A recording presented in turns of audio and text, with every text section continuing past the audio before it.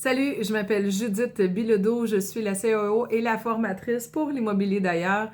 J'ai décidé de vous faire quelques petites vidéos pour que vous appreniez à me connaître. J'ai envie de vous parler des geckos ou des singes hurleurs. J'arrive pas à me décider. Je pense que je vais faire les deux dans la même vidéo, en espérant que je vais être capable de tenir ça en moins de 3 minutes. Les geckos, c'est des tout petits lézards avec des petits yeux qui sont un peu sur les côtés de la tête noire. Et ils peuvent être longs comme d'un pouce, ils peuvent se rendre jusqu'à 10 à 20 cm. On en voit souvent dans les résidences dans les Caraïbes, puis ils vont les laisser rentrer, les laisser sortir parce qu'ils vont manger les insectes. Donc, quand on les voit, c'est une bonne chose. Vous pouvez même voir des trous aménagés près des portes patio, c'est fait exprès pour ça. Par contre, ces jolis petits geckos-là sont très territoriales.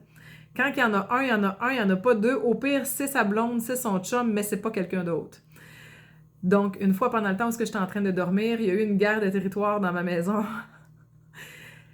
C'était incroyable le bruit que ça faisait. Je pensais qu'il y avait un oiseau qui était rentré à l'intérieur, puis qui était pris, puis qui volait partout. Parce que ça faisait un bruit de fou. Ça criait. Je me suis levée, j'ai allumé les lumières, puis j'ai cherché longtemps avant de trouver la petite bébelle qui était en train de se chicaner avec l'autre petite bébelle sur le bord d'un cadrage de porte. Ça a été très, très, très long. Et là, je les ai trouvés. Là, je me suis calmée. Puis j'ai pas envie de les faire mourir non plus. Et on leur utilité. Fait que là, j'ai compris ce que c'était. Il y en a un des deux qui n'est plus jamais revenu dans la maison parce que par la suite, j'ai plus jamais entendu de guerre de territoire chez moi qui était vocale à ce point-là. Mais sincèrement, c'était très impressionnant. Tout pareil comme les singes hurleurs. Quand on arrive au Costa Rica, on s'en rend pas compte, c'est super beau, mais on est dans Jumanji, puis c'est vrai, là. Les sauterelles sont grandes comme ma main, les araignées grosses comme ma main, c'est normal. Les gens les tassent du revers de la main comme si on avait affaire à un chaton, il n'y a pas de problème. Mais les singes hurleurs à 5 heures du matin, ça crie fort, puis ça crie, on les entend de loin. Des fois, ils vont bouger les tôles, c'est vraiment, c'est des hyperactifs, trop de bonheur.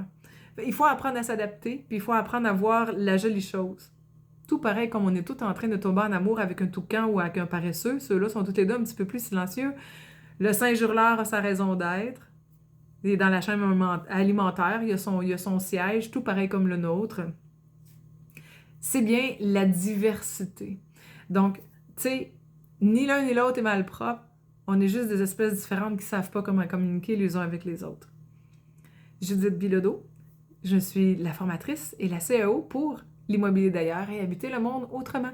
N'hésitez pas si vous avez des questions, revenez vers moi. J'apprends à me faire connaître actuellement, à essayer de me déjeuner puis à raconter toute ma vie.